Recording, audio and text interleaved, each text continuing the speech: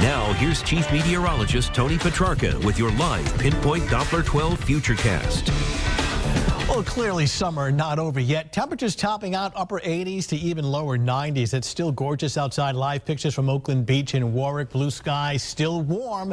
Temperatures at many locations in the mid 80s, including the coastline. There's no sea breeze, so the beaches at this hour are pretty warm as well. Our tropics remain very active. Not one, not two, but three. A tropical depression in the Gulf, tropical depression off the Carolina coastline, and a full-fledged hurricane in the central Atlantic. That is Hurricane Gaston. First, the tropical depression is the beginning stages of tropical storm development, and here is Florida. This is expected to become a tropical storm next 24 hours. The forecast track taking it on the west coast of Florida, crossing the peninsula, and then back out in the open Atlantic over the next several days. So obviously this is a huge concern for the Gulf Coast states and especially Florida. In the meantime, the depression, which is off the Carolina coastline, here is southern New England, anticipated to become a tropical storm. And then Gaston is a well-developed, you can see the eye of the storm, hurricane now with top winds of 105 miles per hour. So it's a Category 2 hurricane. Here's the depression off the Carolina coastline and the one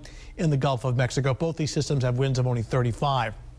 So the forecast track for both of these, obviously very good news as they take the bend out to sea. Gaston was never a threat to land.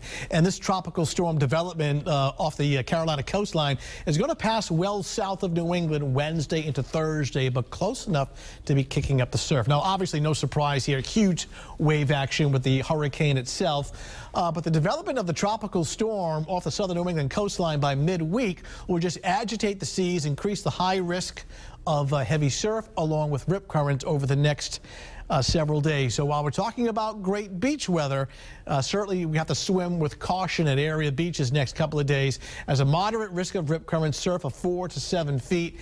And we'll keep an eye on the situation even beyond Wednesday. So it's great on land, but the ocean is rather rough over the next several days. Beautiful in Providence right now. Temperatures still mid and upper 80s. No sea breeze on the south shore. It's a land breeze, and that's why the coastline is still very warm. Normally this time of day, the cooler sea breeze has settled in. So a front is slipping offshore right now. This front is just the leading edge of drier air and low humidity. High pressure large and in charge. Look at the absence of clouds around the high across the eastern half of the country. So this really controls our weather for the next several days. We're getting real close. Take a look at Futurecast starting off this evening. We are warm and dry. Then temperatures overnight under clear skies dropping down into the 60s. Setting up for a beautiful day. Tomorrow morning at 6 a.m. 66. During the afternoon lower 80. So seasonably warm.